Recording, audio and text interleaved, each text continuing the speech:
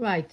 Today we're going to answer this question of halogens and halides. So I'm going to take advantage of this question past paper, to explain the boiling point of halogens, and also to talk about the halide testing and different types of testing. Right, so it says this question is about halogens and halides. The boiling point halogens are shown in the table. So if you look at fluorine, chlorine, bromine, iodine, and astatine, okay, the boiling point increases, okay, as you go down, increases down the group. So explain the trend in boiling points of the halogens. First thing you say, boiling point, use a pen. Okay. Boiling point increases as you go down the group, Then you got to explain why. Okay, why does it increase? Because as you have more shells, as you go down the group, you got 1, you got 2, you got 3, and you got 4. Okay, so you got fluorine, chlorine, you got bromine, iodine, and so on. Okay, as you go down, there's more shells. Because there's more shells, there are more electrons. Okay, if there's more electrons, there's more, you can call it London forces or induced dipole intermolecular forces. So I call it London forces. AQA call it van der Waals forces. Okay, so but induced dipole does cover for everybody. More London forces or induced dipole interactions, forces. Okay, interaction forces. So because there's more London forces, there's more energy is needed to break the strong intermolecular forces between molecules. Must always say between molecules, because intermolecular force is always between molecules. That's the first part. The second part, there's 5 marks for this question here.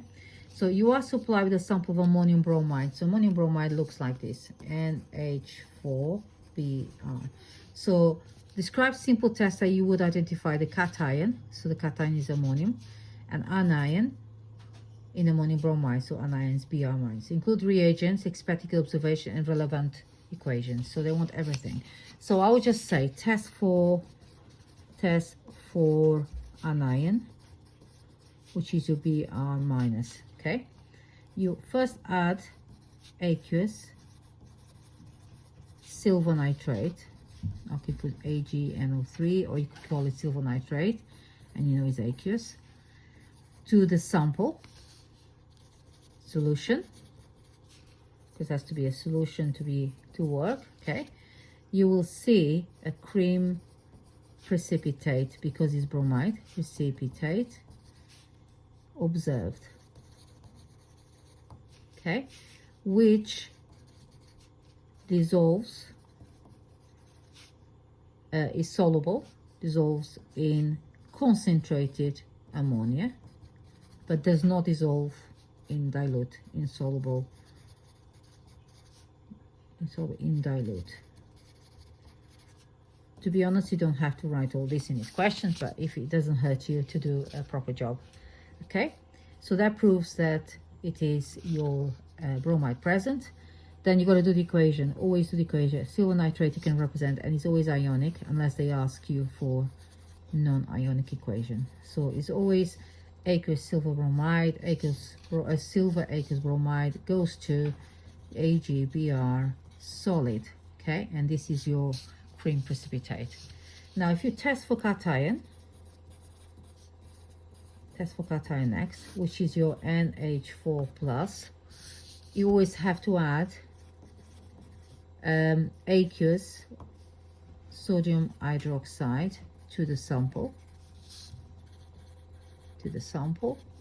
So you will see, you will form, what would you form? Yeah, so you'll see, so you're going to put the equation for that, which is NH4 plus OH minus, sorry, I can't even write that down properly, OH minus, so they're both aqueous, so they will react together and you will form ammonia. So ammonium gas is going to be formed plus water, but you won't see any gas, so you have to warm the ammonia, warm the sample, and gas will be produced because you make bubbles of gas. So what happens next, you put a pH indicator paper and it will turn blue for the presence of alkaline, okay, for alkaline.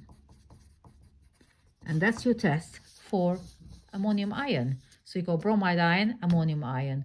You can do chloride, you can do bromide chloride and iodide. So depending on what you asked to do, you need to make sure that you got the right equation and colors for each one of them. Okay, that's the final thing.